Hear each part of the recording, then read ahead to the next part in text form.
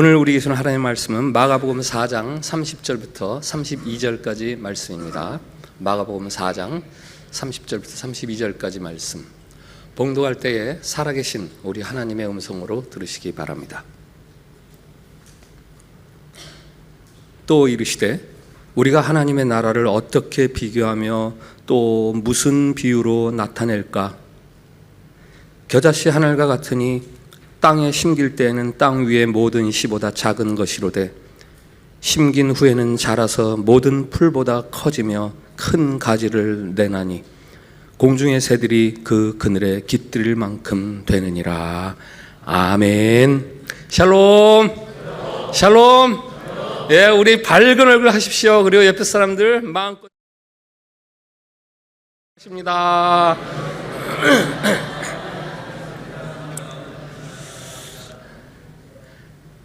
예, 오늘 말씀은 퀴즈로 시작합니다. 다음 단어들의 공통점을 한번 이야기해 보세요. 생쥐, 코딱지, 손톱, 좁쌀. 공통점이 기억나십니까? 예, 맞습니다. 아주 작고 보잘것 없는 것들을 그것들을 일컬을 때 쓰는 말이죠. 유대 사람들은 아주 작은 것을 비유할 때 겨자씨를 이야기했습니다. 실제 겨자씨는 우리나라의 좁쌀보다도 훨씬 작다고 그래요. 그런데 예수님께서 하나님 나라, 하나님이 다스리시는 나라, 하나님의 통치가 이루어지는 나라를 이 겨자씨에 대해서 겨자씨라고 말씀을 하십니다. 하나님의 나라는 겨자씨 하나 같아서 세상의 그 어떤 씨보다도 작다. 그러나 그것을 심으면 그게 자라서 큰 나무 다른 어떤 것들보다 커져서 공중의 새가 거기에 깃을 들인다. 그게 하나님 나라다. 만일 여러분에게 콩 한 줌과 시계를 놓고 둘 중에 하나를 선택해서 골라라 그러면 뭘 고르시겠습니까? 대개는 시계를 고르겠지요. 그것은 지금의 가치에 기준해서 고르는 선택입니다. 그러나 미래적인 차원에서 보면 달라집니다. 한 줌의 콩이 지금 시계 하나보다 더 귀해질 수 있어요. 왜요? 시계는 언제나 그냥 시계 하나입니다. 그러나 이 한 줌의 콩은 잘만 키우면 이게 콩 한 가마니가 되고 콩 한 섬이 되는 거예요. 왜? 콩에는 시계에 없는 생명이 있기 때문입니다. 중요한 건 생명이죠. 오늘 주님은 생명의 소중함, 그 생명의 능력, 생명의 위대함, 그것에 대해서 가르치십니다. 예수님을 믿는 믿음은 아주 작은 것에서 시작합니다. 겨자씨를 심었을 때 도대체 뭘 심었다는 거야? 라고 할 정도로 눈에 보이지도 않겠죠. 예수님을 믿는 믿음의 시작, 그것은 시작한 줄도 모를 정도로 정말 미미하게 시작할 수 있습니다.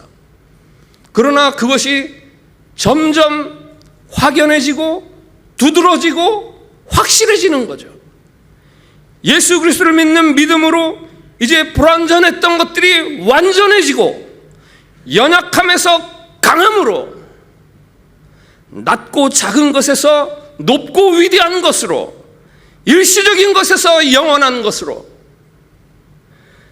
질그릇에서 보물단지로 종에서 자녀로 변화되는 겁니다. 그것이 바로 하나님이 다스리시는 통치의 신비로움이에요. 신비로움. 지난주에 저희가 선교여행을 잘 다녀왔는데요. 2012년에 11월 달에 중부 자바 지역을 선교여행하고 와서 쓴 글이 있어서 소개를 드립니다. 선교여행을 다녀왔다.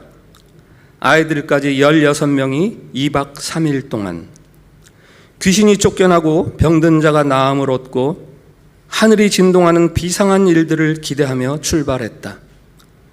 교인들이 함께 가니 선교 현장의 놀라움과 신비스러움을 경험하고 오리라 기대하였다. 그러나 아무 일도 일어나지 않았다.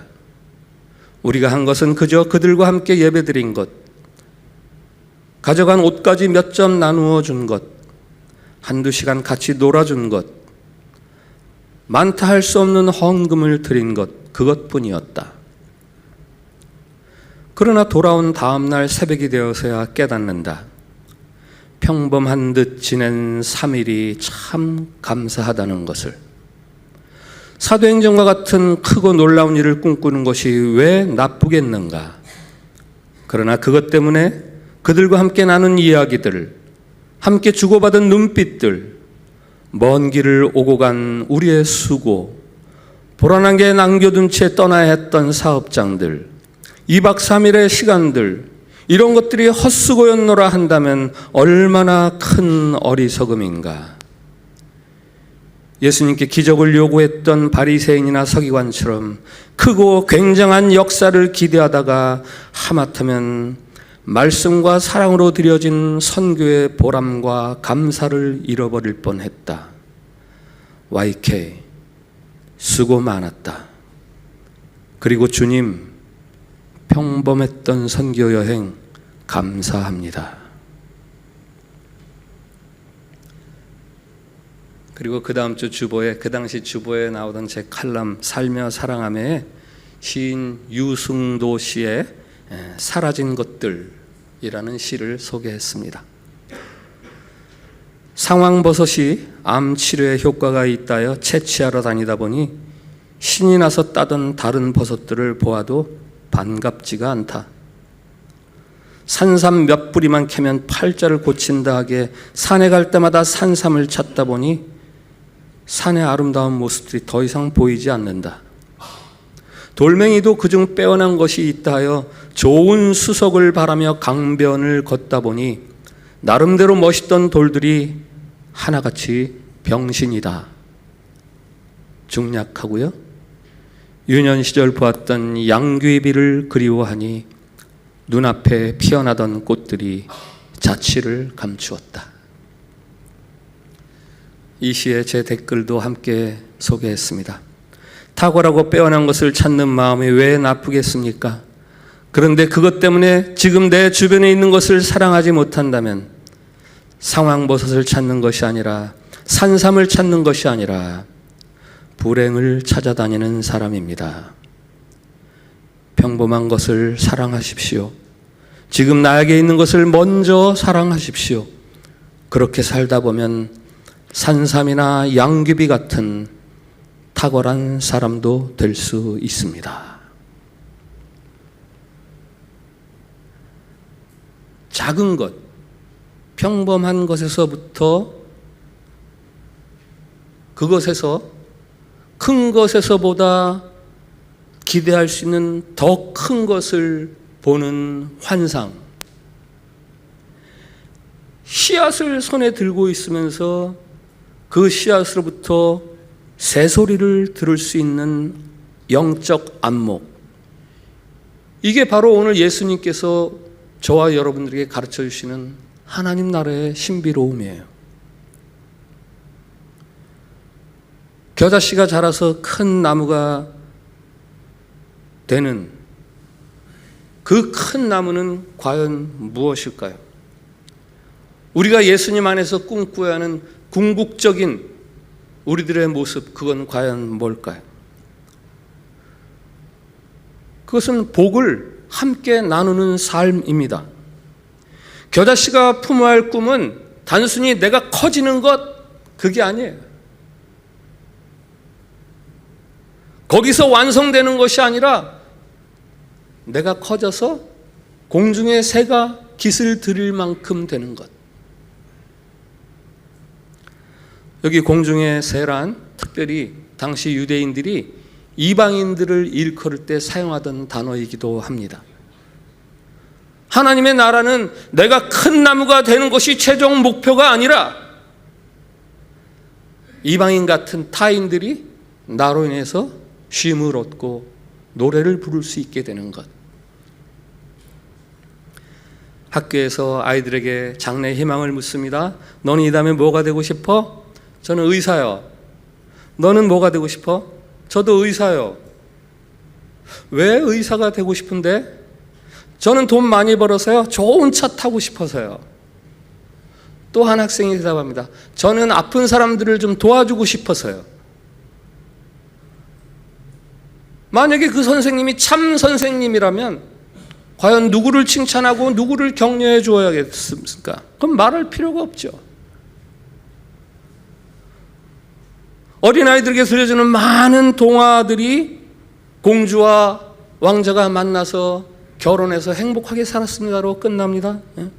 공주와 왕자는 행복하게 오래오래 살았습니다가 결말입니다. 그러나 그것보다 더 중요한 이야기가 있지요. 왕자와 공주가 결혼해서 어떤 일을 했고 어떻게 나라를 다스려서 그 나라 백성들이 그 이전과 어떻게 다른 삶을 살았습니다. 이게 있어야 하는 이야기 아닙니까? 그들의 결혼으로 주변 사람들이 얼마나 유익을 얻었는가, 그 이야기가 있어야죠. 대통령도 재벌도 성공도 그리고 인류대학 합격도 다 마찬가지입니다. 그 자리에 가느냐 중요하죠. 그러나 더 중요한 것은 그 자리에 감으로 다른 사람들이 어떻게 유익을 함께 누리느냐, 그것이 훨씬 더 중요한 이야기입니다. 하나님은 우리를 그저 큰 나무가 되게 하시려는 것이 아니에요. 큰 나무가 되어서 공중의 새들이 깃을 들도록 하는 것, 지친 날개를 쉬는 나무가 되는 것, 그러기 위해서 작은 씨앗이 큰 나무가 되게 하시는 거죠. 그러기 위해서 필요한 것이 있어요. 과정입니다. 과정, 시간. 농부가 씨앗을 심으면서 장차 펼쳐질 황금 들판을 꿈꿉니다. 그러나 거기에는 많은 과정 속에서 벌여야 하는 수고와 헌신과 희생이 필요합니다. 과정이라는 시간이 필요합니다. 하나님 나라도 똑같아요. 하나님이 다스리는 세계도 똑같습니다. 그래서 우리는 참고 견디고 인내하며 그리스도 안에 붙어 있어야 하는 거예요. 요한복음 15장 포도나무 비유장이죠. 유명한 말씀입니다. 함께 읽겠습니다. 4절 5절 조금 압축을 했습니다. 같이 읽겠습니다. 시작. 내 안에 거하라. 나도 너희 안에 거하리라. 나는 포도나무요 너희는 가지라. 그가 내 안에 내가 그 안에 거하면 사람이 열매를 많이 맺나니. 아멘. 저기 3번 반복되는 단어가 거하다라는 단어예요. 헬라어로 메노. 이게 머물다 이런 뜻도 있지만 계속하다, 지속하다 이런 단어도, 이런 뜻도 가지고 있습니다. 열매를 붙어 있다고 해서 단숨에 맺는 그런 것은 아닙니다. 붙어서 계속 있어야 돼요. 그러면 어느샌가 열매가 맺히는 거예요. 우리가 열매를 맺기 위해서는 그리스도 안에서 계속해서 머물러 있어야 하는 거죠. 시간이 필요하단 말씀입니다. 시간. 여러분이 힘들어하는 것이 무엇입니까? 희망 고문이라는 단어 아시죠? 예. 특별히 믿는 신자들을 괴롭히는 것이 있습니다. 내가 바라는 하나님으로부터 받은 꿈이 있는데 이게 이루어지질 않아요. 나는 늘 그 앞에서 무너집니다. 이거 하나님 주신 약속이야 라고 믿는데 손에 와 닿지를 않아요. 거기서 침체가 일어나고 거기서 주저앉습니다. 붙들고 있던 손에 점점 힘이 빠진, 한때는 믿음이야 라고 생각했던 것들마저 회의에 빠지고, 그래서 그 믿음이라는 것 때문에 내가 하나님으로 받았다던 그 꿈과 희망 때문에 오히려 고통이 생기고 고뇌가 생기고 침체가 오는 거예요. 오늘 이 말씀은 저에게는 개인적으로 아주 특별한 말씀입니다. 그래서 제가 이 본문을 설교할 때마다 거의 빠뜨리지 않고 제가 제 이야기를 하지요. 저는 한국 나이 당시로 47살, 지금 나이법으로 46살에 목사 안수를 받았습니다. 당시 제가 전도사로 섬기던 교회 담임 목사님이 이제 목사 안수 일주일을 남겨두고 박 전도사, 목사 안수는 기도하고 받아야 되니까 일주일 동안 기도원에 들어가서 기도하고 와 하면서 특별 휴가를 주시더라고요. 양평에 있는 한 기도원에 들어갔습니다. 여름방학이나 겨울방학이면은 무슨 청소년 연합집회, 청년 연합집회 이런 대형 집회를 하는 아주 큰 기도원이었어요. 그때는 4월이니까 아무도 없죠. 그 큰 기도원에 저하고 그 다음에 제가 알아볼 수 있는 한국에서 당시 유명한 어떤 목사님 딱 둘만 있고 텅텅 비어 있었어요. 여러 사람이 북적대는 것보다는 이렇게 조용하게 혼자 기도하는 게 좋겠다 싶어서 그리로 간 거죠. 기도를 시작합니다. 근데 웬일입니까? 기도를 할수록 난 목사 안수 받지 말아야 되겠다, 이런 생각이 드는 거예요. 주님, 저를 목사로 불러주세요. 정말 중심으로 목사가 되고 싶어서 10년 가까이 기도해서 마침내 응답 받고 15년 다니던 직장 다 그만두고 신학의 길에 들어선 늦둥이 목회 후보생. 그렇다면 이제 주님, 드디어 제가 목사가 되게 되었습니다, 감사합니다 라고 해야 되는데, 기도를 할수록 야, 너 목사 안 되지, 네가 무슨 목사가 되냐, 너 아직 많이 부족하잖아, 너 목사 할 수 있겠어? 네가 너를 알잖아. 이런 생각이 밀려오니까 제가 안수 받겠다고 머리를 들이밀 수가 없겠더라고요. 마음이 심란해졌습니다. 기도원 사무실에 가서 공이 있어요. 축구공이 있대요. 빌려가지고 축구장에 나가서 아무도 없죠. 저 혼자 있죠. 이쪽 골대에서 저쪽 골대로 뻥 차고 막 공을 향해서 달려갑니다. 또 저쪽 골대에서 다시 이쪽 골대를 향해서 뻥 차고 막 혼자서 달려갑니다. 주님, 저는 목사가 되긴 턱없이 부족한 사람인데 마음의 심란함을 몸으로 하나님 앞에 부르짖는 거죠. 그때 마침 하늘에서 비가 내리기 시작했어요. 저의 심란한 마음을 달래주는 것처럼 내리는 비를 고스란히 그냥 다 막고 싶었어요. 비를 맞으면서 운동장을 그렇게 혼자 달렸습니다. 극한 청승이죠.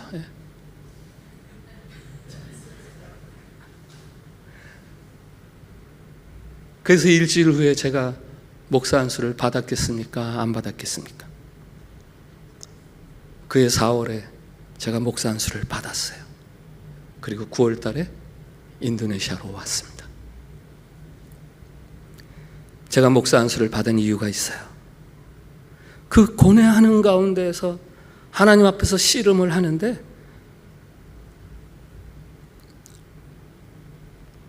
하나님께서 바로 이 성경 말씀을 기억나게 해주시더라고요.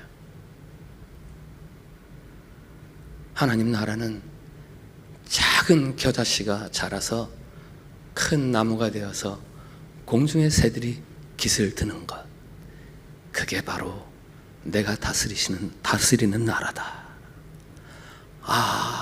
그렇구나. 하나님은 작은 겨자씨 하나도 무시하지 않으시는구나. 하나님은 지금 나를 향해서도 너 아직 쓰려면 멀었다 라고 무시하는 것이 아니라 나의 미래를 향해서 꿈을 가지고 계시고 기대를 가지고 계시고 하나님이 나를 자라나게 해 주실 거야.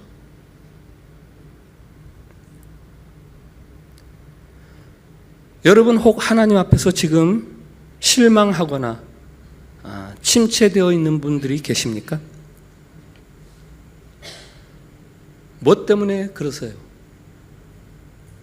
혹시 저처럼 하나님 저는 너무 아직 부족하게만 합니다 하는 그 영적 결벽증, 완전함을 추구하는 것 자체는 좋은 거죠. 그런데 영적 결벽증이라는 것은 그 완전함을 추구하는 마음을 넘어서서 완전하지 못한 자신 때문에 완전히 주저앉아 버리는 거예요. 무기력해지는 거예요. 아무것도 하려고 하지 않는 거예요. 그 영적 결벽증 때문에 혹시 지금 실망하고 계신 분 안 계세요? 뭐 이렇게 대답할 분들도 있을지 모르겠어요. 제 성격이요, 이거 제가 40년 살아보니까요, 60년 살아보니까요, 이건 고칠 수 있는 게 아니에요. 주변 사람들이 절 싫어하는데 다 그 이유가 있더라고요. 저라도 제가 싫겠더라고요. 저요? 너무 가난하잖아요. 이 가난이 너무 오래됐잖아요. 실패가 거듭돼서 이제는 아무것도 할 수가 없을 것 같아요. 미래가 캄캄합니다. 자신감 모두 잊어버렸어요. 지금까지의 꿈, 비전, 아무래도 하나님이 주신 것 같지가 않아요. 뭐 여러분이 실망하는 이유 다양할 수 있습니다. 그렇다면 주님에게 물어보세요. 주님, 제가 왜 실망하고 있나요? 주님에게 물어보신다면 주님은 여러분이 생각하고 있는 그 여러 가지 다양한 실망의 이유가 무엇이든지 상관없이 한 가지 대답을 주실 거예요. 네가 실망하는 이유? 네가 너를 향한 내 생각을 잊어버렸잖아. 너를 향한 내 생각을 네가 지금 잃어버렸잖아. 그러니까 실망하는 거지. 한번 따라해 주세요. 조금 깁니다. 정신 차리고 따라해 주세요. 주님을 바라보지 못하기 때문입니다. 한 번 더. 이건 좀 더 길어요. 나를 향한 주님의 마음을 모르기 때문입니다.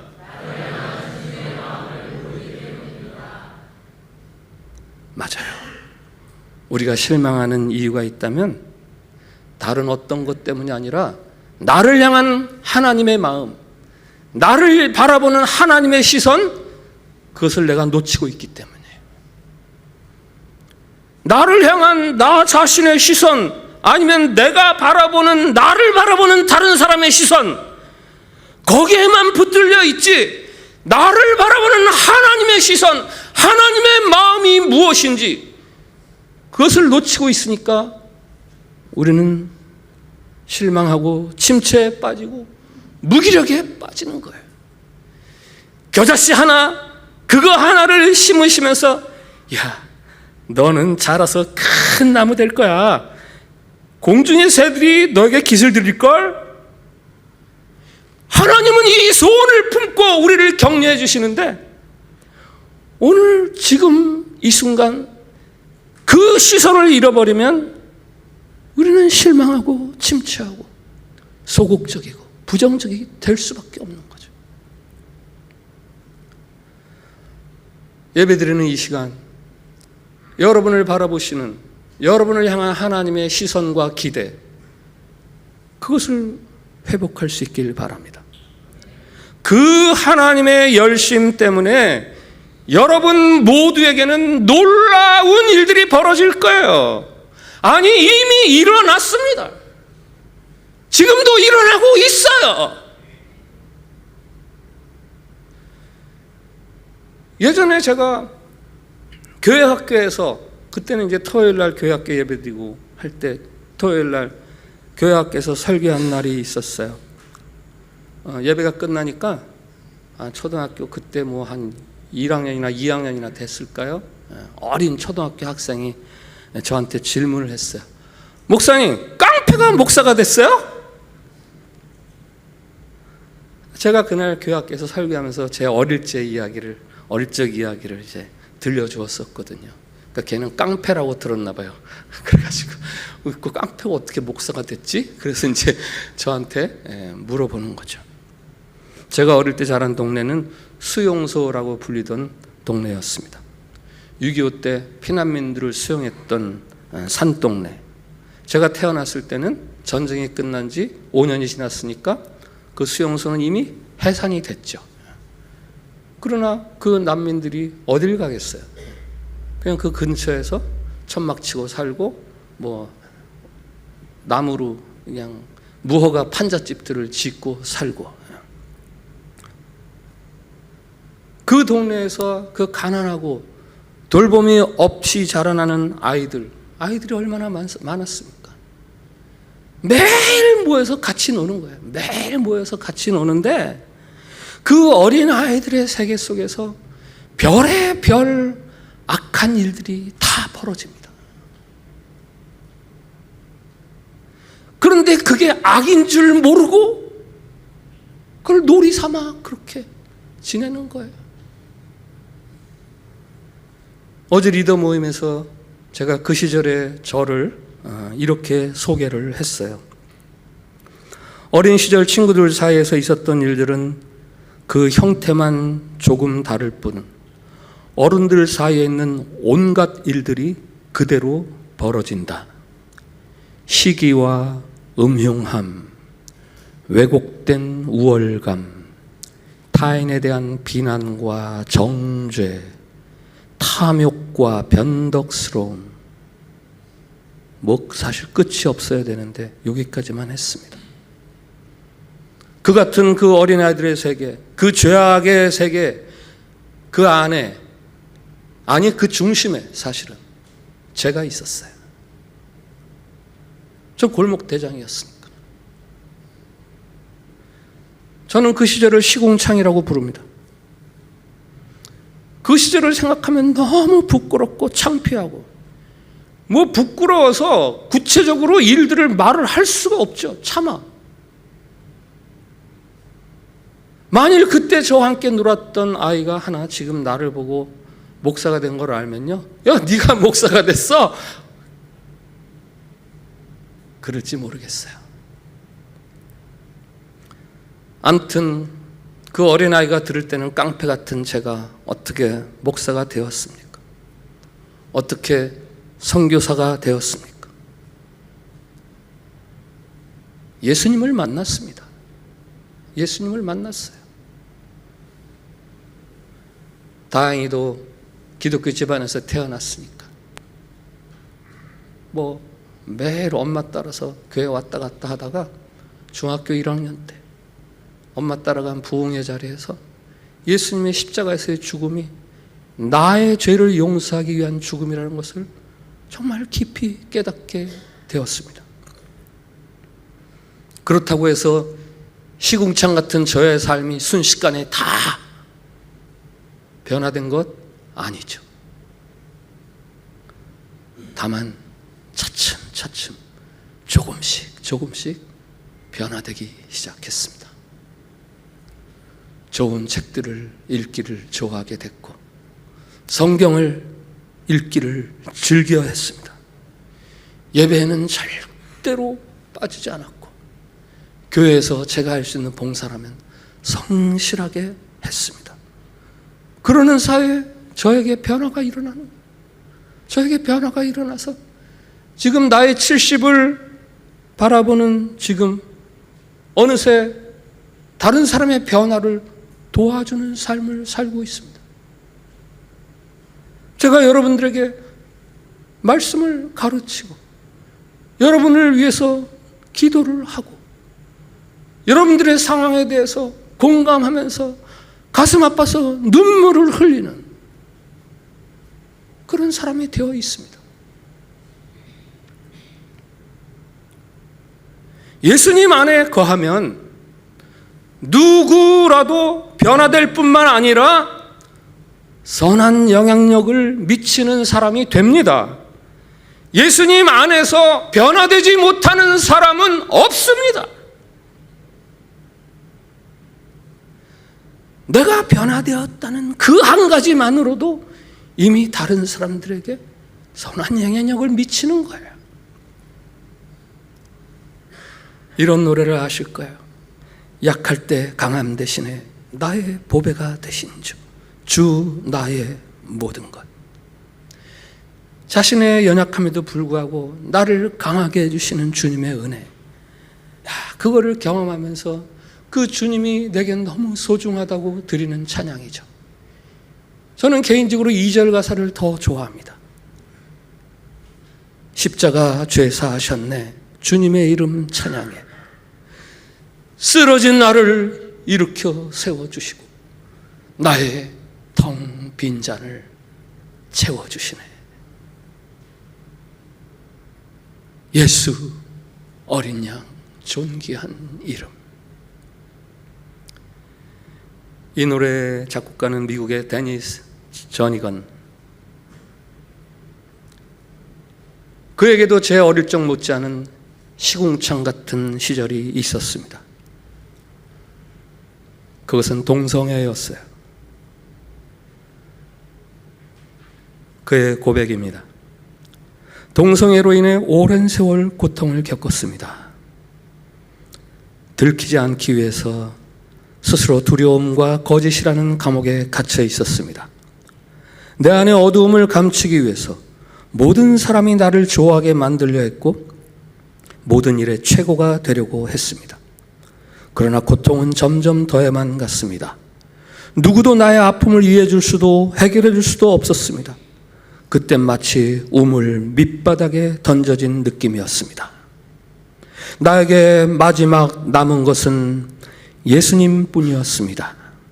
나의 아픔과 어두움을 일기장에 기록하며 조금씩 예수님 앞으로 나아갔습니다.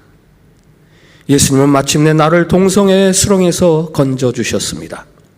예수님은 나의 약함을 품어주셨고 나의 악함을 용서해 주셨습니다. 그분은 나의 모든 정체성을 바꾸어 놓으셨습니다. 내가 누구인지 새로운 피조물이 된다는 것이 무엇을 의미하는지 깨닫게 해 주셨습니다. 이제 옛사람 데니스 저니건은 죽었습니다. 나의 옛사람은 십자가에서 예수님과 함께 죽었습니다. 비로소 그분은 내 안에서 내 영혼 깊은 곳에서 일하기 시작하셨습니다. 이 고백을 하고 2년 뒤에 데니스는 지금의 아내와 결혼을 했고 자녀를 9 둔 아버지가 되었습니다. 그 자신의 연약함 속에서 강하게 역사하시는 예수님의 능력을 체험했고 그분이 감사하고 그분을 높이고 예배하고 찬양하는 사역에 헌신하게 되는 거죠. 그리고 어느 날 자신의 이 같은 마음의 고백을 담아서 찬양을 하나 만든 거죠. 그 노래를 불렀습니다. 이 노래가 전 세계 그리스도인들의 마음을 움직이는 감동적인 노래가 되었고 그것은 그 속에 그의 진실한 고백이 담겨 있고 그뿐만 아니라 이 노래를 듣는 모든 사람들의 고백이 거기에 담겨 있기 때문에 그런 거죠. 우리 자신을 본다면 결코 기대할 일도 놀랄 일도 없습니다. 우린 다 그저 그렇고 그런 삶을 살다가 마침표를 찍을 사람들입니다. 우리는 너무 약하고 다시 일어서기에는 너무 악합니다. 내 인생의 가장 큰 장애물은 바로 나 아닙니까? 내 인생의 장애물이 바깥에 있는 줄 알았는데 바로 내 안에 있습니다. 그러나 내 안에 그 불완전하고 부족한 나 말고 내 안에 또 한 분이 계십니다. 바로 예수님. 내 안에서 나와 함께 계시면서 하나님의 나라가 자라가게 해주시는 분, 주님이 나와 함께 계십니다. 우리 인생을 고치시고 일으키시고 의롭다 해주시며 그 나라를 자라나게 해주시는 분. 오늘 30절, 우리가 하나님의 나라를 어떻게 비교하며 또 무슨 비유로 나타낼까? 자신의 부족함과 무지함 때문에 고민하고 의심하는 제자들을 보고 저들에게 어떻게 하나님의 나라를 가르쳐 줄까? 저들에게 어떻게 하나님의 나라를 알게 할까 하는 그 주님의 고민이 이 말씀 속에 담겨 있어요. 있잖아, 얘들아, 있잖아, 하나님의 나라는 이런 거야. 부족한 제자들을 향해서 자세를 한껏 낮추셔서 아주 나지막한 음성으로, 야, 하나님의 나라는 겨자씨보다 작은 그런 곳에서 시작해.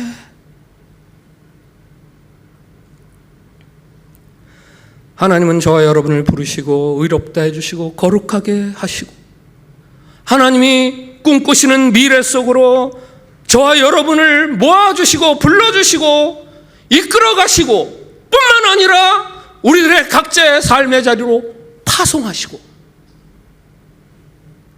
우리가 교회에 모이는 이유가 있다면 바로 그 하나님 때문이고, 우리가 삶의 자리로 흩어질 수 있는 이유도 바로 그 하나님 때문이에요. 하나님 나라를 보기 위해서 이제는 무슨 허블 망원경 같은 게 필요하지 않습니다. 이미 우리 안에서 예수님을 통해서 그 하나님의 통치가, 하나님의 나라가 시작되었기 때문이에요. 하나님은 그의 나라가 저와 여러분의 현실이 되게 하십니다. 싹을 내고 줄기를 내고 잎을 내고 열매를 맺어 큰 나무가 되어서 공중의 새들이 우리를 향해 와서 깃을 들이면서 노래를 부르는 그 하나님이 오늘 여러분을 향해서 말씀하세요. 넌 큰 나무가 될 거야. 넌 큰 나무가 돼서 주변에 좋은 영향력을 많이 미치게 될 거야.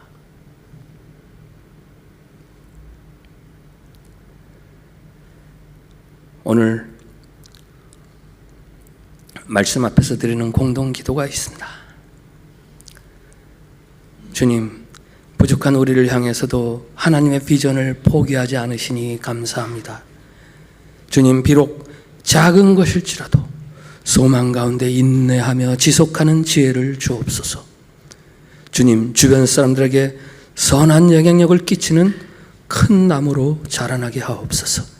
자, 우리 이 기도를 같이 드립시다. 시작. 주님, 부족한 우리를 향해서도 하나님의 비전을 포기하지 않으시니 감사합니다. 주님, 비록 작은 것일지라도 소망 가운데 인내하며 지속하는 지혜를 주옵소서. 주님, 주변 사람들에게 선한 영향력을 끼치는 큰 나무로 자라나게 하옵소서. 아멘.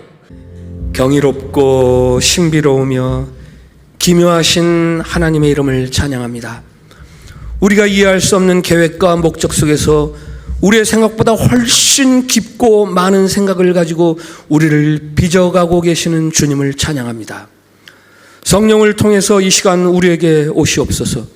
우리에게 확신을 주셔서 우리를 허물어지게 하는 어떤 환경이든 아니면 나 자신이 안고 있는 내 안에 어떤 것들이든 오직 주님을 신뢰하는 믿음으로 소망과 꿈을 회복할 수 있게 해 주시옵소서. 우리를 향한 하나님의 기대에 우리도 동참해서 하늘이 무너지고 만사가 잘못되는 것 같은 절망의 순간일지라도 주님의 약속이 성취되리라는 믿음을 잃지 않는 소망의 사람들이 되게 해 주시옵소서. 불완전한 사람들, 죄인들을 다루시는 하나님의 그 완전한 손길을 신뢰하며 오늘도 소망 가운데서 하나님의 사람들로 자라나게 해 주시옵소서. 예수님 이름으로 기도합니다. 아멘.